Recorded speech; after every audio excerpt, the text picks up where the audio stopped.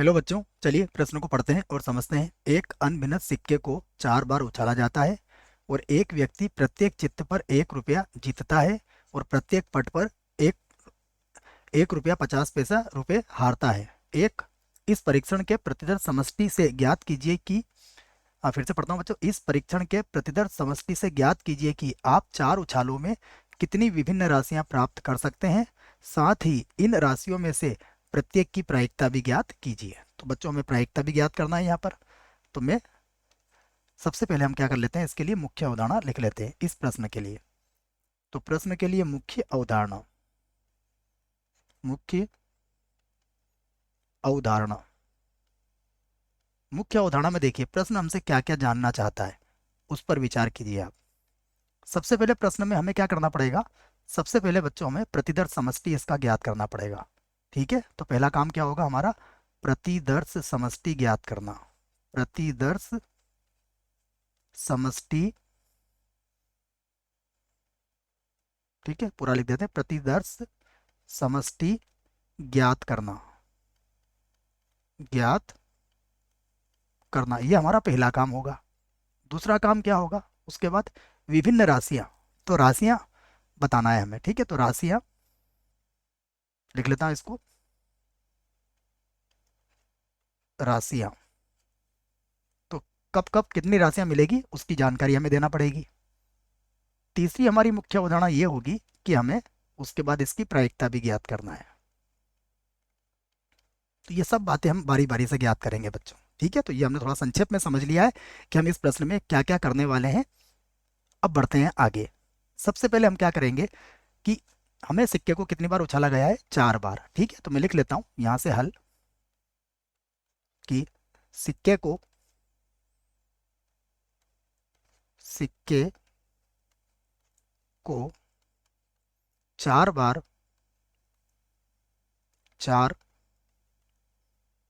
बार उछालने पर, उछालने पर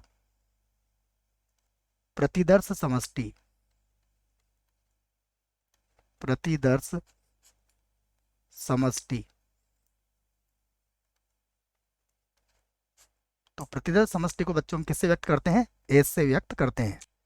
तो मैं अब एस बराबर यहां से लिख लेता हूं। ठीक है, यहां से लिख लेंगे हम इसका एस बराबर, एस बराबर, देखिए हम सबसे पहले क्या करेंगे, एच एच एच, 3 वाले केस बना लेंगे बच्चों, है ना। उसके बाद फिर 4 वाले बनाएंगे, फिर टी टी टी, उसके बाद आ जाएगा हमारे पास 2 बार एच, 1 बार टी, उसके बाद आ जाएगा एच टी एच, उसके बाद आ जाएगा हमारे पास 2 बार एच वाले हो गए ना, उसके बाद टी एच एच, उसके बाद होगा टी टी एच, उसके बाद हो जाएगा टी एच टी, और उसके बाद हो जाएगा एच टी टी। ठीक है ना, बन गया ना 8 कैसे, 1 2 3 4 5 6 7 8। अब इनको एक बार और लिख लेते हैं, H H H, T T T, H H T, H T H, T H H, T T H, T H T, और एच टी टी। ठीक है, अब क्या करेंगे बच्चों, सभी के आगे एच लगा देंगे। तो देखिए यहाँ लगा दिया मैंने एच, यहाँ पर भी लगा दिया एच, यहाँ पर भी लगा दिया एच, यहाँ पर भी लगा दिया एच, यहाँ पर भी एच, यहाँ पर भी लगा दिया एच, यहाँ पर भी लगा दिया एच, और यहाँ पर भी लगा दिया एच। और ऐसे यहाँ पर क्या लगा देंगे, अब टी लगा देंगे। तो टी, यहाँ भी हो जाएगा टी, यहाँ पर भी हो जाएगा टी, यहाँ पर भी टी, यहाँ पर भी लगा दिया टी, यहाँ भी हो जाएगा टी, और यहाँ भी हो जाएगा टी। तो देखिए ये हमारे पूरे 16 स्थितियाँ बन गई। अब प्रश्न ने क्या पूछा है वो पढ़ते हैं। ये कहा गया है कि 4 उछालों में कितनी विभिन्न राशियां प्राप्त कर सकते हैं, तो विभिन्न राशियां हमें बताना है। ठीक है, तो अलग अलग स्थिति पर हमें विचार करना पड़ेगा। तो बच्चों सबसे पहले पहली स्थिति पे विचार करते हैं। क्या, हम बात करते हैं चारों चित्त की, चारों क्या आ जाए, हमारे चित्त आ जाए, चारों चित्त। ठीक है, तो चारों चित्त में प्राप्त राशि, प्राप्त राशि। देखिए क्या कहा गया प्रश्न में कि प्रत्येक पट पर तो 1.5 रुपया हारता है वो, और चित्त पर 1 रुपया जीत जाता है। इसका मतलब क्या होगा, 1 + 1 + 1 + 1, अर्थात कितने रुपए जीत जाएगा वो, 4 रुपए जीत जाएगा। ये पहली स्थिति हो गई। अब हमें इसकी प्रायिकता निकालना है। तो P(4), देखिए प्रायिकता की बात करें तो चारों चित्त के लिए हमारे पास कितनी अनुकूल स्थितियां हैं, केवल एक अनुकूल स्थिति है, और कुल स्थिति कितनी है, 16। तो ये हमारा उत्तर आ चुका है पहली स्थिति में। ठीक है, दूसरी स्थिति पे विचार करते हैं। देखो दूसरी स्थिति में क्या, एक हम ले लेते हैं पट, तथा 3 ले लेते हैं चित्त, 3 चित्त। ठीक है, जैसा प्रश्न में कहा गया है। चित्त की मात्रा थोड़ी गलत लगा दी बच्चों, इसको ठीक कर लेते हैं। ठीक है, ऊपर भी शायद मात्रा को ठीक कर लेते हैं। ठीक है, यहाँ पर भी इस मात्रा को भी ठीक कर लेते हैं। चित्त ऐसा लिखा जाएगा। ठीक है, यहाँ पर भी ऐसे ही लिखेंगे हम। तो 3 चित्त, तो एक पट तथा 3 चित्त में प्राप्त राशि, में प्राप्त राशि। देखिए क्या होगी, यदि आपका एक पट्टा आता है तो आप कितने रुपए हारोगे, 1.5 रुपए हारोगे। परंतु 3 बार अगर चित्त आएगा तो 3 रुपए जीत जाओगे। 1 + 1 + 1, तो कितना मिला आपको, 3 में से अगर 1.5 घटाओगे तो 1.5 रुपए। तो इसकी भी आप प्रायिकता ज्ञात कर सकते हो, P(1.5) की। अब आप देखिए, एक पट्ट और 3 चित्त के लिए कितनी अनुकूल स्थिति बनेगी। देखो एक तो ये बनेगी, ये नहीं बच्चों, जिसमें केवल एक ही पट्टा आएगा। ठीक है, एक तो ये बन गई, ये दूसरी बन गई, ये तीसरी बन गई। ठीक है, उसके बाद देखिएगा ये चौथी बन गई। उसके बाद कहीं पर भी नहीं है। इसका मतलब कितनी हो जाएगी प्रायिकता, 4/16, अर्थात 1/4 आ जाएगी। अगली स्थिति पे विचार कर लेते हैं, तीसरी स्थिति पर।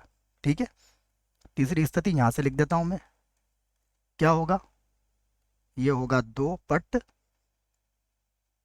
तथा 2 चित्त। ठीक है, 2 चित्त में प्राप्त राशि, में प्राप्त राशि। देखिए इसमें प्राप्त राशि क्या हो जाएगी, ये होगा -1.5, -1.5 +1 और +1 हो जाएगा। तो यहाँ देखिए, ये आपका -3 + 2, ये हो जाएगा -1 रुपए। तो इसकी भी प्रायिकता ज्ञात कर लेते हैं। देखो ये हो जाएगा P(-1). तो -1 के लिए प्रायिकता, अर्थात क्या चाहिए हमें, 2 बार चित्त और 2 बार पट। तो देख लेते हैं, यहाँ से देखते हैं बच्चों। तो देखो एक तो ये हो गया 1, ये हो गया 2, ये हो गया 3, 3 के बाद देखिए 4, 4 के बाद 5, 5 के बाद 6। जी हाँ 6 है यहाँ पर। ठीक है, तो क्या आ गया हमारे पास, 6/16। और 6/16 कितना होता है, अगर 2 से काट देंगे तो 3/8। ठीक है, ये तीसरी स्थिति बन गई। चौथी स्थिति में क्या हो सकता है, 2 पट्टे लिए थे हमने, एक पट्ट हो गया, 2 पट्ट हो गया, अब 3 पट्टे ले लेते हैं। तो चौथी स्थिति पे विचार कर लेते हैं। क्या लिखेंगे, यहाँ पर लिखेंगे हम 3, 3 तो पट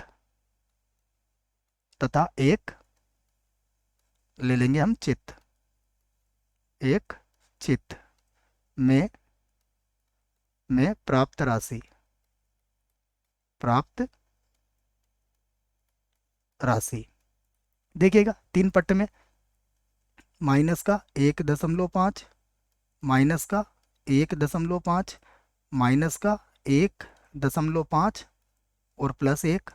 तो कितना आ जाएगा बच्चों, 4.5 में से 1 गया तो -3.5 होगा। तो इसकी भी प्रायिकता निकाल लेते हैं, P(-3.5)।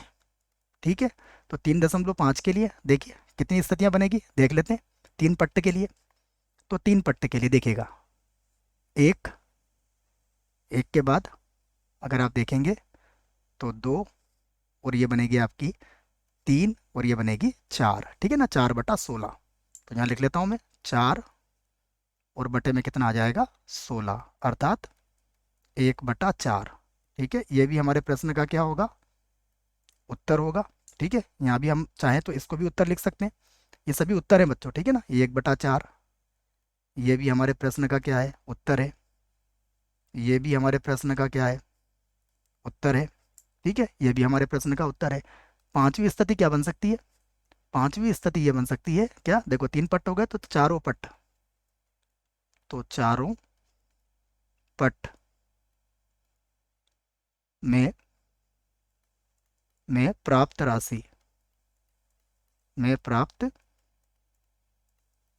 राशि, ठीक है, चारों पट्ट में प्राप्त राशि क्या होगी, माइनस का 1.5, माइनस का 1.5, माइनस का 1.5 और माइनस का 1.5 बराबर कितना हो जाएगा, माइनस का 6 रुपये। तो अब इसकी प्रायिकता निकाल देते हैं, -6 रुपये की राशियों के लिए प्रायिकता पूछी है उसने।